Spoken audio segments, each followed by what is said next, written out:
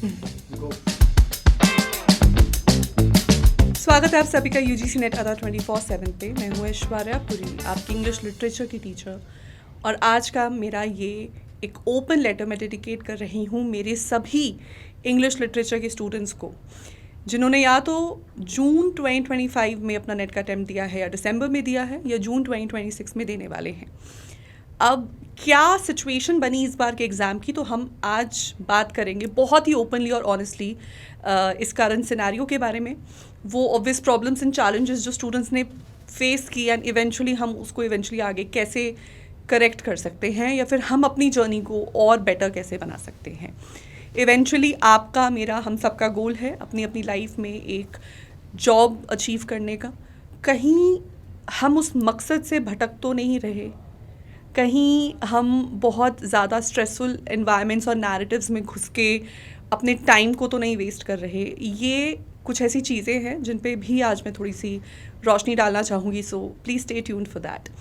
हो सकता है आज के सेशन के बाद बहुत लोग मुझसे अग्री ना भी करें, बहुत स्टूडेंट्स कहें कि नहीं मैम आप समझ नहीं रही हैं, but trust me, I have been through all of this that you are talking about right now. In fact all the teachers इस वक्त वो इस वक्त जहाँ पर हैं वो इन स्टेजेस से गुजरते हुए आए हैं। सो इस ओपन लेटर को स्टार्ट करने से पहले मैं बहुत अच्छे से आपको क्लियर कर दूँ एक बात, एंड प्लीज़ इस बात को माइंड में लेके ही चलना, और इसके अकॉर्डिंग ही अब हम आगे बढ़ेंगे कि एग्ज़ाम एक्सपीरियंस और एग्ज़ाम रिज़ल्ट में बहुत डिफरेंस होता है। Always remember that. आपने एग्ज़ाम हॉल में क्या फ़ील किया या उसके बाद निकलते इमीडिएटली क्या फ़ील किया वर्सेस आपका एक्चुअल रिजल्ट क्या होगा, these are two very separate things. You could come out of the exam hall feeling like आपका बहुत ख़राब पेपर गया, आपका कभी लाइफ में सिलेक्शन नहीं होगा, हो सकता है आप इमीडिएटली अगले साइकिल की प्रिपरेशन करने बैठ जाएं, और फिर वहीं when the result comes out you could have qualified, and people do that, always happens, ये हर बार होता है। मैं खुद जब अपने एग्ज़ाम हॉल से निकली थी, थ्रू आउट माई जर्नी मैं यही सोच रही थी कि मैं अपने घर वालों को कैसे बताऊं कि मेरा पहला सीरियस अटैम्प्ट है और मैं नहीं क्वालिफाई कर पाऊंगी। मैं पूरे रास्ते दिल्ली से मेरे होम टाउन तक यही सोचती गई थी, एंड देन जब आंसर की आई तो मुझे एक उम्मीद बनती दिखी, एंड देन जब रिजल्ट आया then I had qualified in fact. So trust me on this, यहाँ बात एग्ज़ाम एक्सपीरियंस से ज़्यादा एग्ज़ाम रिज़ल्ट की है। येस, एग्ज़ाम एक्सपीरियंस में बहुत सारे लैग्स हैं, चाहे वो एनटीए के एग्ज़ाम सेंटर्स का एलोकेशन हो to the technology that they are using, ये सब भी बहुत बड़े कंसर्न्स हैं हमारे लिए, बट वो किसी और दिन का मैटर है। आज हम उसके बारे में बात नहीं कर रहे, आज हम पर्टिकुलरली बात कर रहे हैं इंग्लिश लिटरेचर के स्टूडेंट्स के बारे में और उनके एग्ज़ाम एक्सपीरियंस के बारे में। तो प्लीज़ आज के सेशन से एक बात प्लीज़ सीख के जाइएगा कि मैं आप हम सब लोग मिलके काम कर रहे हैं यहाँ आपके रिज़ल्ट को बेटर करने के लिए, करेक्ट। तो ऐसे ही हम बात शुरू करेंगे। पहले हम प्रॉब्लम्स और सिनेरियोज़ को एनालाइज करेंगे, फिर हम उसके ऊपर सॉल्यूशंस की बात करेंगे। सो मैंने जितने भी स्टूडेंट्स के मैसेजेस आए हैं, जितना भी मेरा उनसे कॉन्वर्सेशंस हुआ है, मैंने सबको लिख लिया है, सब चीज़ें मेरी बिल्कुल क्लियर है आंखों के सामने। तो स्टार्ट करते हैं सबसे पहले करंट सिनेरियो के साथ। करंट सिनेरियो हमारे सामने ये है दैट इंग्लिश लिटरेचर का पेपर यूजीसी नेट का code 30 is probably the only subject out of the 80+ subjects, and mind you me, ये मैं उस टाइम की बात बता रही हूँ जब एनटीए ने पहली बार अपना सिलेबस चेंज किया था यूजीसी ने, and that was the last exam जो सीबीएसई ने लिया था। सो इन अ टाइम जब इंटरनेट पे भी इतने रिसोर्सेज अवेलेबल नहीं थे, लिटरली स्टैंडर्ड बुक्स को ले के बैठ के पढ़ना पड़ता था। उस टाइम पे एक चेंज्ड सिलेबस और चेंज्ड पैटर्न के साथ मैंने एग्ज़ाम दिया था, फुली कॉन्फिडेंट कि मेरा सिलेक्शन नहीं होगा, बट देन फिर भी सिलेक्शन हुआ। सो यही डिफरेंस है एग्ज़ाम एक्सपीरियंस और एग्ज़ाम रिजल्ट्स में। Your exam experiences do not dictate your exam result. So whatever you're feeling right now, trust me, it is an emotion, and like any other emotion this too shall pass. आपको बस थोड़ा वक्त देना है। आपको ये जो आपके अंदर एक अग्रेशन आ गया है, या फिर एक सेंस ऑफ डिसकंटेंटमेंट है, कोशिश करें कि उसको एक्स्ट्रा फीड ना करें, बिकॉज कुछ भी डिस्ट्रक्टिव थॉट, चाहे वो थॉट प्रोसेस है, चाहे वो एक्शन है, वो हमें लाइफ में गलत डायरेक्शन में ही लेके जाता है। ये आपकी लाइफ के बहुत इंपॉर्टेंट फॉर्मेटिव ईयर्स हैं जो आपकी लाइफ की पूरी जर्नी को डिटरमाइन करने वाले हैं। मैंने उस टाइम अगर नेट नहीं क्वालिफाई किया होता तो ना तो मैं कभी कॉलेज जॉब में जाती, ना ही मुझे एडटेक्स ऑफर्स आते, ना ही मैं ऑनलाइन टीचर बनती, ना ही मैं कॉलेज प्रोफेसर बनती, कुछ भी नहीं हो पाता। मेरे लिए वो एग्ज़ाम क्वालिफाई करना मेरी लाइफ की पूरी डायरेक्शन उसने चेंज कर दी, और ये आपके साथ भी होगा। कुछ भी ऐसा जो आपको उस जर्नी से दूर करे, अलग करे, उसकी तरफ नेगेटिविटी क्रिएट करे, आपको उन नैरेटिव से बचना है, ठीक है। Please let us start from here, let us take this up. चलिए अब बात कर लेते हैं उस फेटफुल डे की, 5 जनवरी 2026। उस दिन एक्चुअली हुआ क्या था। ये तो हम सबको पता है कि यूजीसी नेट इंग्लिश के सिलेबस में कोई एक वेल डिफाइंड रेंज नहीं दी गई है, but that's always been the case. But इस बार पर्टिकुलरली स्टूडेंट्स ने फील किया कि पेपर ज़्यादा ही वेग और अपसर्ड था, एंड ये सेम प्रॉब्लम स्टूडेंट्स ने पिछली बार यानी कि जून 2025 में भी नोट की थी, एंड जिसकी वजह से स्टूडेंट्स में बहुत ज़्यादा अग्रेशन आ रहा है, they are feeling very demotivated and directionless in life. A lot of students who had given this attempt as a trial attempt, they have lost all kinds of hopes now to appear for their next attempt. बहुत लोग reconsider कर रहे हैं अपने teaching या assistant professorship की journey को, and also of course the government is not helping, because एक तरफ तो यहाँ पर पेपर इतना वीक बना रहे हैं, और दूसरी तरफ हरियाणा जैसी स्टेट में जहाँ पर अप्रॉक्सीमेटली 600 वैकेंसीज थी फॉर द इंग्लिश पोस्ट, मतलब 600 पोस्ट खाली थी, वहाँ पर उन्होंने फ्रॉम दी HPSC एग्ज़ाम से 120 लोगों को क्वालिफाई करवाया है, एंड बड़े बड़े लोग, यूनिवर्सिटी टॉपर्स, गोल्ड मेडलिस्ट भी क्वालिफाई नहीं कर पाए उस एग्ज़ाम को for whatever reason, and they are taking no responsibility for it. दोनों जगह ही दिक्कत है, मैं तो कहती हूँ। एक तरफ आपके पास जॉब्स नहीं है, आप जॉब्स क्रिएट नहीं कर पा रहे हो, उन जॉब्स तक पहुँचाने के लिए आप नेसेसरी वैलिड कैंडिडेट्स को सिलेक्शन का क्राइटेरिया फेयर नहीं दे रहे हो, एंड स्टूडेंट्स जो एक्चुअली एकेडमिकली ब्रिलियंट हैं, आप उनके लिए भी चीज़ें मतलब इतनी वेग बना रहे हो, तो जो स्टूडेंट्स से एवरेज हैं बट मेहनत करते हैं, हार्ड वर्किंग है, उनके लिए क्या, उनके लिए तो चीज़ें और ज़्यादा डिफिकल्ट हो जाएंगी। ये ऐसी सारी सिचुएशंस, ये सारी प्रॉब्लम्स हैं हमारे सामने, एंड बहुत ही अर्जेंट बेसिस पर इनको एड्रेस करना हमारे लिए बहुत ज़रूरी है। प्रॉब्लम नंबर 2, इस एग्ज़ाम ने हमें लाइफ के बारे में एक बहुत ही बड़ा लेसन टीच किया है, and that is to not put all your eggs in one basket. जैसे कि आप सब लोग जानते हैं कि हमारे एग्ज़ाम में 2 पेपर्स होते हैं, paper 1 and paper 2, and net exam says that आपकी जो फाइनल मेरिट है वो आउट ऑफ 300 बनेगी, जिसमें पेपर 1 भी 100 मार्क्स कॉन्ट्रीब्यूट कर रहा है। Now more often than not students put all their time and energy into paper 2 for some reason, and then वो पेपर 1 पे इतना फोकस नहीं करते हैं, ये सोचते हैं कि ये तो चलो हो ही जाएगा, बट देन जब पेपर 2 इतना वेग आता है तो पेपर 1 भी प्रिपेयर्ड नहीं है, एंड देन उनका पूरा पेपर ख़राब हो जाता है, बर्बाद हो जाता है। फैक्ट तो यहाँ ये है कि सिर्फ उसी आज की तारीख में इंग्लिश के पेपर में उसी इंसान का सिलेक्शन हो सकता है जिसने पेपर 2 में चाहे कैसा भी परफॉर्म किया हो, पेपर 1 में उसने बहुत अच्छा परफॉर्म किया होगा, उसका सिलेक्शन होगा, बिकॉज पेपर 2 सभी के लिए वेग था।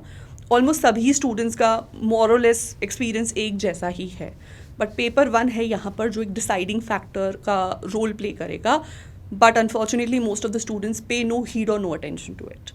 तो ये भी एक बहुत बड़ी फॉल्ट लाइन है जो इस बार के अटेम्प्ट ने रिवील की है, and I would request all the students who are watching this video of mine to please think over it, to please consider it. Future में आप अगर इस एग्ज़ाम के लिए अपियर करेंगे, do not invest all your time into paper 2। मैं क्या बोलूँ, कोई और टीचर क्या बोले, देखो मैं तो इंग्लिश की टीचर हूँ, मैं तो दिन रात इंग्लिश ही पढ़ाऊँगी, बट आपके लिए एज अ कैंडिडेट बहुत ज़रूरी है अपना टाइम बैलेंस करना बिटवीन पेपर 1 एंड पेपर 2। अब उसके लिए अगर आपको गाइडेंस चाहिए तो आप इस लेटर के नीचे कमेंट सेक्शन में लिख के मुझे बताइएगा, मैं डेफिनेटली फर्दर सेशंस लेकर आऊँगी जिसमें हम आपके लिए एक टाइम टेबल प्लान आउट कर सकते हैं। अब बात कर लेते हैं सॉल्यूशंस की, बिकॉज मैं यहाँ डिस्ट्रक्टिव क्रिटिसिज्म नहीं बल्कि कंस्ट्रक्टिव स्टेप्स पे बात करने आई हूँ, because at the end of the day जैसे मैंने कहा that how I look at it is that the exam experience is not that important, exam result is more important. Result oriented होना हमारे लिए इस वक्त बहुत ही ज़रूरी है, because we are looking at a competitive exam जहाँ पर out of all the candidates top 6% और top 1% will only qualify. So उसके लिए क्या करें, और ये एग्ज़ाम ने हमें क्या सिखाया है, क्या रियलिटीज़ हमारे बारे में रिवील की हैं, हमारी ही क्या डार्क साइड्स को रिवील किया गया है, और इससे हम फ्यूचर के लिए क्या सीख सकते हैं। चलिए अब उस पर बात करते हैं। So point number 1, yes syllabus वेग है, मैं ऑलरेडी इस पे बात कर चुकी हूँ और मैं ये हमेशा से कहती आई हूँ that yes we do need a well defined syllabus, but that will not solve the problem. See बहुत सारे ऐसे और सब्जेक्ट्स हैं इस बार, जैसे कि public administration, mass communication, political science, जहाँ पर भी स्टूडेंट्स ने सिमिलर प्रॉब्लम्स फेस की हैं। अब वहाँ तो सिलेबस वेल डिफाइंड है, वहाँ हर यूनिट के नीचे सब यूनिट्स भी दी गई हैं, all of that is there, and despite of that they still faced a lot of problem with the type of questions that the exam had asked. तो वो सेम प्रॉब्लम हमारे साथ भी रहेगी, it will always remain, right. मतलब मान लो वो आपको सिलेबस में 500 नॉवेल्स दे दें, आप बोल रहे हो सिलेबस सिलेबस सिलेबस, वो 500 नॉवेल्स उठा के दे दें, 500 नॉवेल्स वो आपको सिलेबस में दे देंगे, लेकिन फिर आप लर्न कैसे करोगे उसको, और इतनी मेमोरी कैसे रखोगे, और फिर उस पर एक डिफ़िकल्ट क्वेश्चन आ गया तो उसको आप आंसर कैसे करोगे। तो 2 साल बाद हम सेम पोजिशन पे आके खड़े हो जाएंगे। तो अब इस चीज़ को कैसे टैकल करें, मतलब अगर यही सिनेरियो है और चाहे कुछ भी हो जाए, चाहे हमें एक वेल डिफाइंड सिलेबस में मिल जाए, तो भी हम क्या ही कर सकते हैं। उसके लिए आपको ये एक फैक्ट को सुनना और समझना बहुत ज़रूरी है, बिकॉज अनफॉर्चुनेटली नेगेटिव क्रिटिसिज्म तो बहुत चल रहा है, बहुत नेगेटिव नैरेटिव्स भी क्रिएट किए जा रहे हैं, तो समहाउ हम कंस्ट्रक्टिविज्म के बारे में कोई बात नहीं कर रहा। एंड अनफॉर्चुनेटली अगर कोई टीचर ऑनलाइन आके फैक्ट्स बता भी रहा है, कंस्ट्रक्टिव सजेशंस आपको दे भी रहा है, तो दूसरे तरीके के स्टूडेंट्स आके उनके कमेंट्स में आके उनको नेगेटिव कह रहे हैं, उनको बुरा भला बोल रहे हैं। और यहीं से मेरा एक नेक्स्ट पॉइंट भी आएगा कि टीचर्स का क्या रोल है, मैं उस पर भी बात करूँगी। बट अभी के लिए आप ये समझिए प्लीज़ कि देखिए, सिलेबस इंग्लिश का कभी से भी वेल डिफाइंड नहीं था। जब मैंने पेपर क्वालिफाई किया, मैंने इसी एग्ज़ाम पैटर्न और इसी सिलेबस के साथ किया है। My trial attempt was with old syllabus, my main attempt was with the new syllabus, ठीक है। तो जो सिलेबस को आज आप टैकल कर रहे हो, मैं भी उसी सिलेबस को टैकल कर रही थी, but I was doing this back in 2018। Back in 2018 YouTube पे कोई इंडियन इस तरीके का प्लेटफॉर्म एक्टिव नहीं था जो बहुत अच्छे से सभी टॉपिक्स को पढ़ा रहा था। There were some coachings in Delhi etcetera, but मतलब अब मैंने अपने घर से प्रिपेयर किया था, बेसिकली सेल्फ स्टडी से किया था। So I only had the standard books ना। उस टाइम पे वो स्टैंडर्ड बुक्स खरीदना भी बहुत बड़ी बात थी, बिकॉज वो बहुत मोटी मोटी बुक्स थी और बहुत महंगी भी आती थी। आई नो सब स्टूडेंट्स उन्हें अफोर्ड भी नहीं कर सकते थे, या फिर दिल्ली जाके कोचिंग लेना भी सब अफोर्ड नहीं कर सकते थे। एंड वो बुक्स इतनी लेंदी होती थी कि उसमें से सब प्रिपेयर भी नहीं हो पाता था, मतलब आप इतना लर्न भी नहीं कर सकते थे। At every point in time paper का डिफ़िकल्टी लेवल इस बेसिस पे नहीं बनता कि क्या टेक्नोलॉजी है क्या नहीं है। पेपर का डिफ़िकल्टी लेवल इस बेसिस पे डिसाइड होता है कि एक्सेस टू नॉलेज कितना ईजी है, कितना डिफ़िकल्ट है, राइट।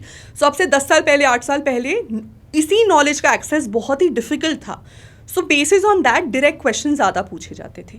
आज नॉलेज अबंडेंस में है, मतलब अगर आप मेरे पास नहीं भी आते तैयारी करने या कहीं और नहीं भी जाते, तो भी आप स्टैंडर्ड बुक्स को आप उसको मोल्ड कर सकते हो, मैनिपुलेट कर सकते हो यूजिंग एआई। एंड वो एआई आपको बुक्स की, चैप्टर्स की समरीज निकाल के दे देगा और आप उसको स्पून फीड कर सकते हो। आपको बुक्स भी पता है, आपके पास इंटरनेट है, आपके पास यूट्यूब है, बहुत सारे रिसोर्सेज हैं जहाँ से आप अपनी सेल्फ स्टडी कर सकते हो। तो क्योंकि अब नॉलेज इतनी अबंडेंस में है, इसीलिए पेपर को इतना डिफ़िकल्ट बनाना पड़ रहा है। क्योंकि at the end of the day, out of से इंग्लिश में approximately every cycle 90,000 to lakh students fill the form, and then 45,000 to 55,000 students appear for the exam. उसमें से अगर उनको सिर्फ 150 JRFs देने हैं या 2,500 नेट्स देने हैं, तो उसके लिए वो क्या करेंगे जब नॉलेज भी इतनी अबंडेंस में है, सबको सब कुछ पता है। So how will they differentiate? So वहाँ पर फिर वो पेपर का क्वेश्चन का डिफ़िकल्टी लेवल बढ़ाते हैं। दूसरा पॉइंट, मैं बच्चों के कमेंट्स पढ़ रही थी, बच्चे कह रहे थे यार ये पेपर AI जनरेटेड है, now what do they want us to compete with AI। बाबा, this is a completely absurd statement, because कोई आपको AI से कम्पीट करने के लिए नहीं कह रहा है। 10 साल पहले भी कंपटीशन स्टूडेंट का स्टूडेंट के साथ था, एंड आज भी कंपटीशन स्टूडेंट का स्टूडेंट के साथ है। ह्यूमन टू ह्यूमन कंपटीशन है ये, आपका कंपटीशन AI से नहीं है। मान लो क्वेश्चन पेपर AI से भी बना था, तो भी आपने तो किसी दूसरे ह्यूमन कैंडिडेट से ही compete करना है ना, राइट। आपको तो टॉप 6% में पहुंचना है, that's it, that's all you have to do. And दूसरा, पेपर का लेवल कितना भी डिफिकल्ट हो गया, इसका ये मतलब तो नहीं है कि आपको नेट या JRF या सिलेक्शन नहीं मिलेगा, बिकॉज सी ये exam it doesn't ask you to score 300 on 300, it asks you to perform better than others. Net, please समझिए इस बात को, it is an exam of relative performance, तभी आपको परसेंटाइल दिया जाता है. So let me tell you English का ही केस. Jan 2025 में the net cut off for general category was 63%. And in June 2025, it had dropped down to 55%. 8% का drop था. उसके बावजूद भी people still got their 100 percentiles. People still got their JRFs. People who got JRFs then, today they are getting their fellowships. वो आज PhD अपनी कर रहे हैं. सो पेपर चाहे जेमिनाई ने बनाया हो, चाहे ChatGPT ने बनाया हो, चाहे परप्लेक्सिटी ने बनाया हो, लोगों को अपने JRFs फिर भी मिले. कट ऑफ ड्रॉप हुई, वो सबके लिए हुई ना. आप सब उस एम्बिट में आ गए. अब उस ड्रॉप्ड कट ऑफ में किसने रिलेटिवली बेटर परफॉर्म किया. गेम अब यहाँ इसकी है. तो अगर आप अपने आप को दूसरों से बेहतर नहीं बना पा रहे हो, तो चाहे सिलेबस है हो या नहीं हो, आपका सिलेक्शन नहीं होगा. तो फिर से मैं इस बात पे फोकस लेके आना चाहती हूँ. प्लीज़ इन फॉल्स नैरेटिव से दूर रहकर अपना टाइम इन्वेस्ट करिए एक कंस्ट्रक्टिव प्रिपरेशन में, which will serve you a better purpose. Because कोई भी ऐसा कैंडिडेट जो पेपर देकर आया है, मुझे बहुत खुशी है इस बात की कि मुझे मेरे स्टूडेंट्स के मैसेजेस आ रहे हैं कि मैम यू नो सब लोग, everybody is very upset by the paper, but you know what ma'am, when we were in the exam, we did feel scared, but then we remembered everything that you had taught and we were able to apply that knowledge on to those questions. और हम कराए हैं, और अब हमने fate पे छोड़ दिया, डेस्टिनी पे छोड़ दिया. We did our job ma'am, you did your job, we did our job, and let's see अब क्या होता है आगे. सी बेटा, this is the way to go. आपको एक स्किल सीखना है to attempt the paper, because paper जैसा भी हो वो इसी दुनिया का है, वो एलियन वर्ल्ड का नहीं है. और आप ही में से लोग हैं जो 100 परसेंटाइल्स भी लेंगे और JRFs भी लेंगे और नेट्स भी क्वालिफाई करेंगे. So always think about that. इस बात को समझ लिया ना, तो कोई भी सिचुएशन आपको कभी हरा नहीं सकती. एक और बहुत ही बड़ा मुद्दा है यहाँ पर, वो है एक टीचर के रोल का. ये पूरा फियास्को जो हमारे इंग्लिश के एग्ज़ाम के अराउंड है, इसमें मैंने बहुत सारे स्टूडेंट्स के मैसेजेस देखे, मेरी यूट्यूब वीडियो पे भी और दूसरे टीचर्स के यूट्यूब वीडियोस पे भी. वो टीचर्स, वो यूट्यूबर्स जो मुझसे बाद में भी आए, मुझसे पहले से भी हैं. एंड बच्चे इस तरीके के लोग मैसेजेस कमेंट्स कर रहे हैं कि यू नो कोई भी टीचर हमें इस एग्ज़ाम के लिए प्रिपेयर नहीं करवा सकता, या फिर टीचर्स को खुद भी नहीं पता पेपर कहाँ से आएगा. एक बच्चा मुझे मैसेज कर रहा है, मैम अब आप वो मत पढ़ाओ जो आया हुआ है, आप वो पढ़ाओ जो नहीं आया हुआ है. So there is a sense of sweet humor to it also. The situation, however like bad it is, this comment, it made it very humorous actually, because ma'am कैसे वो चीज़ें पढ़ा सकती है जो नहीं आया हुआ है. बिकॉज मतलब क्या, what does it mean. Again मतलब anything and everything under the sun should be in my notes. And मान लो मैं दे भी दूँ, तब भी नेट वाले वन स्टेप आगे ही रहेंगे, बिकॉज आर सब्जेक्ट, इसका एम्बिट बहुत ही वाइड है, particularly with topics like cultural studies and linguistics, जिसमें डेली नई इनोवेशंस हो रही हैं. कल्चरल स्टडीज़ में बहुत सारी इनोवेशंस हो रही हैं. सो विद दैट चेंजेस तो हमेशा नए आते ही रहेंगे. सो कोई भी टीचर कभी भी आपको वो सब कुछ कैसे पढ़ा दे, और मान लो पढ़ा भी दिया, मतलब मान लो किसी ने 1 साल लगा के आपको, मतलब 6 महीने, वैसे नॉर्मली हम कहते हैं 6 महीने, बट मान लो 1 साल लगा के भी पढ़ा दिया, तो भी एक स्टूडेंट इतनी सारी इन्फॉर्मेशन को अपनी मेमोरी में कैसे रख पाएगा. वो तो क्वेश्चंस की absurdity है ना कि पेपर डिफिकल्ट आ रहा है, but how will you keep it into your memory. Because आप तो AI नहीं हो, आप तो एक ह्यूमन स्टूडेंट हो. अब आप क्या करोगे. मोर इम्पॉर्टेंटली अब एक टीचर क्या करेगा बेचारा. सो यहाँ पे मैं आपको अगेन एक बात देखिए बताना चाहती हूँ. जैसे मैंने आपको पहले भी कहा, एक टीचर का रोल यहाँ पर इंफॉर्मेशन प्रोवाइडर बनने का नहीं है, बिकॉज वो काम ऑलरेडी बुक्स भी कर रही हैं, इंटरनेट भी कर रहा है, अब तो AI भी कर रहा है. एक टीचर का रोल है आपकी लाइफ में नॉलेज का फैसिलिटेटर बनना, आपके क्रिटिकल थिंकिंग एबिलिटी का एनेबलर बनना, और आपकी लाइफ को डायरेक्शन देने का. ये रोल है एक टीचर का. My job is to inspire your interest and motivation in this subject. My job is to motivate and prepare you for anything and everything. And my job is to ensure कि question कैसा भी आए मेरे students के पास वो necessary skills हो जिससे वो उस क्वेश्चन को टैकल कर सकें. यूजीसी नेट कोई पहला पेपर नहीं है जो इस तरीके के क्वेश्चंस बना के लोगों को हैरान परेशान करता है. UPSC has been doing it since centuries. And yet you know एक अच्छे टीचर का रोल वहाँ कितना ज़्यादा है, बिकॉज एक टीचर अपने एक्सपीरियंस के साथ आपको क्वेश्चन को अटेम्प्ट करने की टेक्निक बताता है. और जब आप बहुत ही मायोपिक व्यू से चीज़ों को देख रहे होते हो, टीचर आपको एक लार्जर पिक्चर भी प्रेजेंट करता है. और जहाँ पर आपकी पिक्चर ज़्यादा वाइड हो जाती है वहीं पर आपको सब्जेक्ट की न्यूएंसेस भी बताता है. ठीक है, तो ये बात सच है कि आज के टाइम में पेपर ऐसा बन रहा है कि कोई भी टीचर उसको प्रिडिक्ट नहीं कर पाएगा. बट टीचर का काम क्वेश्चंस प्रिडिक्ट करना भी नहीं है. And please don't forget one thing यार, आप लोग खुद टीचर्स बनने के लिए ही एग्ज़ाम दे रहे हो, करेक्ट? कैसा लगेगा आपको अगर आप 5 साल बाद किसी कॉलेज में पढ़ा रहे हो और आपके क्लास के स्टूडेंट्स आपसे ये एक्सपेक्टेशन करें कि आपको पेपर होने से पहले ही क्वेश्चन पेपर का पता हो? How could that B the case? आप तो बस उन स्टूडेंट्स को बेस्ट से बेस्ट पढ़ा सकते हो एंड उनको इतना एबल बना सकते हो कि वो किसी भी तरीके के क्वेश्चन को आंसर कर सकें, है ना? हम डिफ्रेंशिएट करते हैं कि maths is one kind of subject and then humanities is another, because humanities is conceptual but maths, you know, it has formula and then formula apply करके आप कुछ भी solve कर सकते हो. Humanities is not very different than math, to be honest, because at the end of the day आप एक limited set of knowledge को use करके उसको unlimited type of questions पे apply कर सकते हो. एंड यही करना होता है. जो कैंडिडेट इस बात को नहीं समझा वही कैंडिडेट इन एग्जाम्स के बाद रोता भी है. Because again I saw lot of comments were in lot of students had said कि मैम मैंने तो you know some people texted me कि मैम हम बिजी थे throughout the year and paper से पहले वी थॉट कि चलो आपकी मैराथन्स देख लेते हैं, तो हमने आपकी मैराथन्स देख ली बट उससे तो कुछ नहीं आया. PYQ से कुछ नहीं आया. आपने PYQs चलाए थे 10 ईयर्स के, उसमें से तो कुछ नहीं आया. अब अगेन ना तो मैं प्रिडिक्ट कर सकती थी कि PYQ से कुछ आएगा या नहीं. PYQs कराने का reason was never to predict the question paper. The idea always was कि ठीक है ये नेट के ही फ्रेम्ड क्वेश्चंस हैं, चलो देखते हैं हमारी करंट प्रिपरेशन के साथ हम इन क्वेश्चंस को कैसे टैकल कर सकते हैं. और मैं हमेशा अपनी क्लासेस में बोलती भी थी कि मैं आपको कुछ लर्न नहीं करवा रही हूँ इन क्वेश्चन से.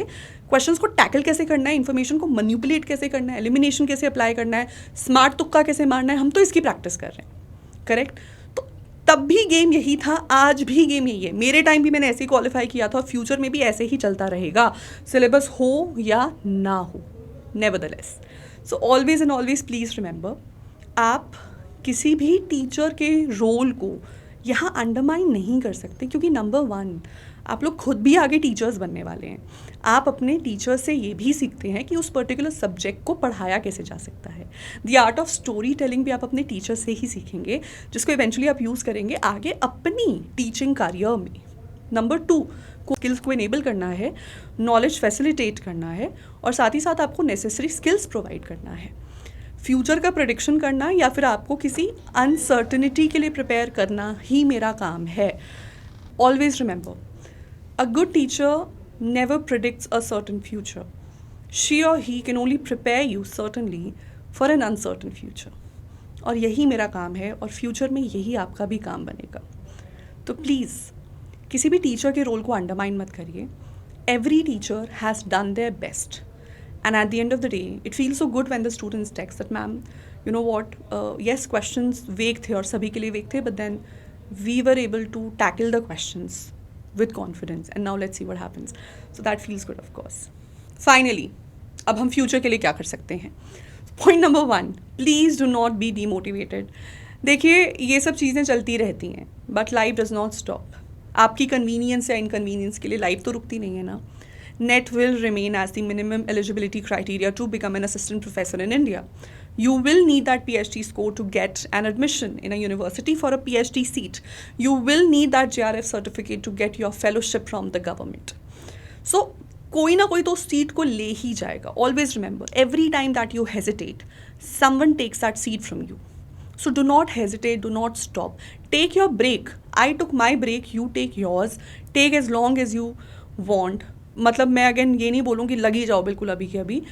Take as much time as you want to clear your head, but once you get into it, ये पुरानी सारी नेगेटिव थॉट्स एंड ये नेगेटिव नैरेटिव्स को पीछे छोड़ के एक पॉजिटिव कंस्ट्रक्टिव वे में आगे बढ़िए अपनी तैयारी के लिए। अब इस तैयारी को हम और बेटर वे में कैसे फैसिलिटेट कर सकते हैं, उसके लिए आप ये करिए कि मेन बेसिक्स को मत छोड़िए।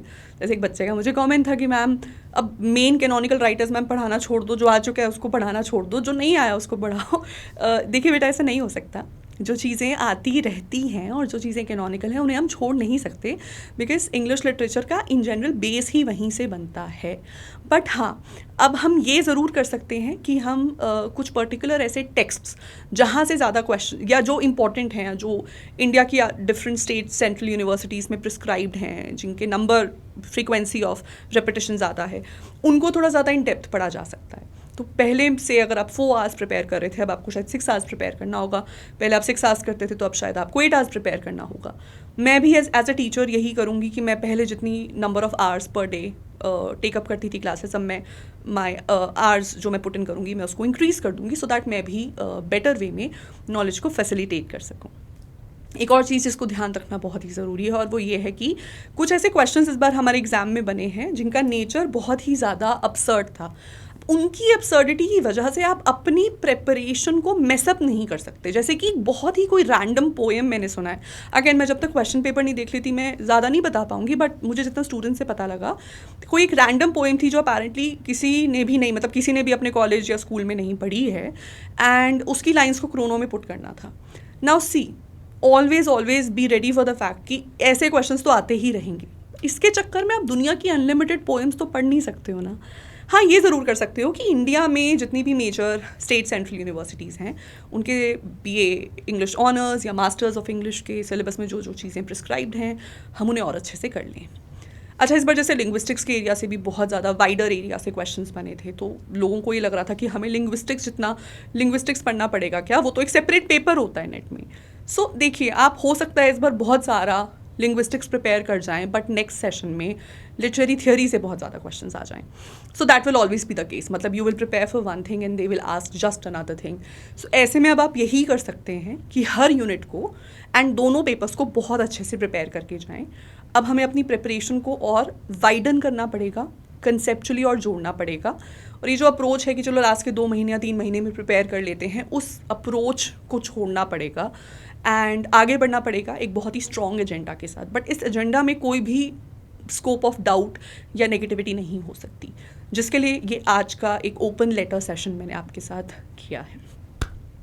So that's all for today. Thank you so much everybody for watching this video of mine. अगर आप एंड तक बने रहे हैं मेरे साथ, तो let me tell you that मेरे मन का बोझ बहुत ही हल्का हुआ है, बिकॉज जब से एग्ज़ाम हुआ है, आपको पता है मैंने इंग्लिश को लेकर पर्टिकुलरली कुछ ज़्यादा डिटेल बात की नहीं है ऑनलाइन आके, because I have bin in touch with my students. Actually मैं अभी तक यही कर रही थी, मैं इंस्टाग्राम, टेलीग्राम पे, व्हाट्सएप के थ्रू अपने स्टूडेंट्स से बातें ही कर रही हूँ, जहाँ पर मैं उनकी प्रॉब्लम्स को समझ रही हूँ, देख रही हूँ कि स्टूडेंट्स की साइकोलॉजी इस वक्त क्या है, एंड ये सब सोच समझ के ही मैं आपके सामने आई हूँ।